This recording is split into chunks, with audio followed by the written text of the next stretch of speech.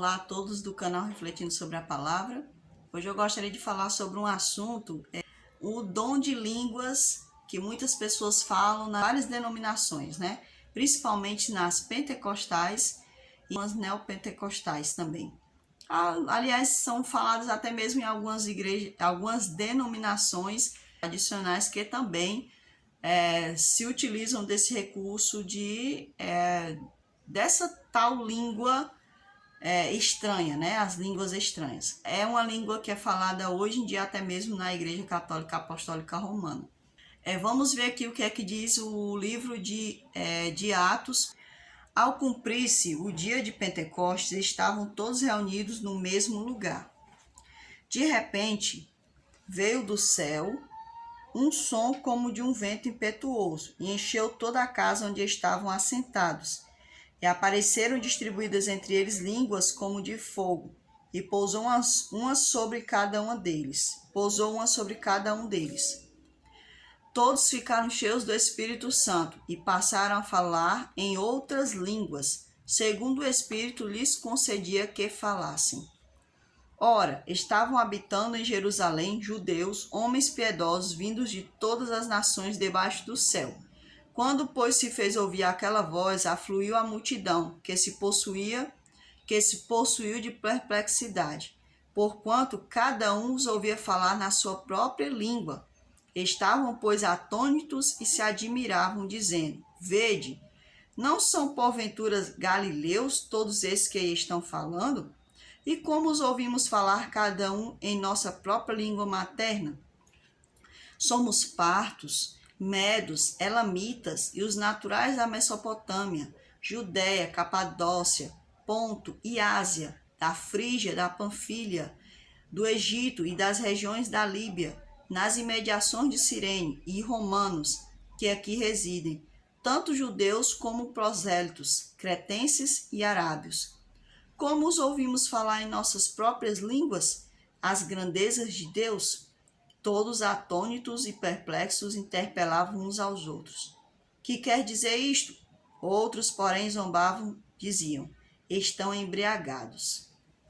Então, aqui nessa passagem, né, de Atos, a gente viu que o Senhor ele havia dito para os apóstolos que não saíssem dali, que permanecessem ali, né, em Jerusalém, que o Espírito Santo ia descer sobre eles. E assim a promessa se cumpriu. A palavra do Senhor diz que eles estavam reunidos e, de repentemente, eles viram uma coisa sobrenatural, né? Algo sobrenatural. Eles tiveram a visão de que cada um recebia como uma língua de fogo, né? E era só uma visão, não é que a língua dele estava pegando fogo, eles pegaram essas línguas. Muitas pessoas aparecem em alguns filmes, né? Em alguns livros, que bota-se uma linguazinha, né? Um foguinho assim na cabeça da pessoa, né? A palavra do Senhor diz aqui que eles foram dotados pelo Espírito Santo. Dotados de quê? Eles foram dotados da capacidade de falar em outras línguas. Foi assim que eles foram dotados. Por que o Senhor dotou essas pessoas para falar em outras línguas? Ele dotou eles porque o evangelho ia ser pregado. Porque o Senhor deu a ordem aos discípulos, aos apóstolos. Ele disse: ide por todo mundo e pregar o evangelho a toda criatura. Então os discípulos, eles iam ser dotados. Não eram somente os 12 discípulos que iam ser dotados, eram todos aqueles que estavam reunidos com os discípulos. Todos os que ficaram debaixo da promessa e obedeceram ao Senhor e permaneceram ali em Jerusalém, aguardando a descida do Espírito Santo. Então, todas essas pessoas foram dotadas com o dom de falar em línguas estranhas. Em línguas estranhas para quem? Para eles. Línguas estrangeiras. A própria Bíblia, aqui no livro de Atos, vai dizer para nós que línguas são essas. Está dizendo que eles falaram em outros idiomas.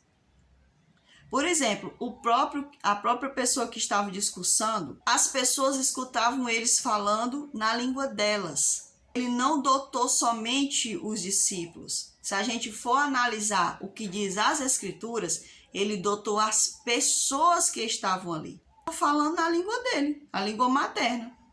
Mas aquelas pessoas de várias regiões, de várias nações que estavam ali, que iam ali, elas estavam ouvindo na língua delas. Elas estavam conseguindo entender. Ele estava falando na língua materna dele, né? Na língua dele, mas os demais estavam ouvindo na sua língua materna. Então, o dom de línguas é uma coisa tão tremenda que, tipo assim, quando o Espírito Santo dotou eles, não é que eles saíram falando em outras línguas, falavam na própria língua deles, mas quando o Senhor colocava outra pessoa de outra nação diante deles, essa pessoa entendia. Então o Espírito Santo ele dotou tanto o discípulo, né, como também dotou aquela pessoa para entender na sua própria língua. Tá entendendo? Então, não é uma língua incapaz de ser entendida. Não é uma língua como as pessoas falam por aí, uma língua que não se pode interpretar. Não, é uma língua que se pode ouvir na sua língua materna. Que se pode entender na sua língua materna. É como se uma pessoa chegasse aqui da Coreia do Sul e o Espírito Santo tivesse dotado ela para falar algo para mim, e ela chegasse para mim falando na sua língua lá. E aí eu ouvisse como se fosse aqui, em português. Tá entendendo por quê? Porque o Espírito Santo, ele fez ali essa ligação entre nós dois. Essa interpretação, ele dotou tanto a mim como aquela pessoa. Dotou aquela pessoa para falar, né? E dotou a mim para entender. Então, e também o Espírito Santo pode me dar a capacidade de eu falar na língua daquela pessoa.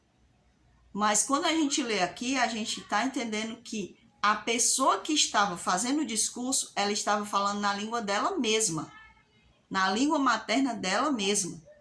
Mas as outras pessoas de outras nações estavam entendendo na sua própria língua. Aí as pessoas dizem assim, não, mas é a língua dos anjos, porque Paulo diz assim, ainda que eu falasse a língua dos anjos, né? As pessoas falam isso.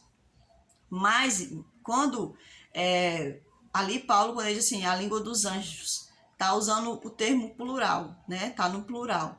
Quer dizer que a língua dos anjos, cada anjo fala uma língua diferente, né? Não, Paulo só está querendo dizer que a língua dos anjos é a linguagem perfeita, né?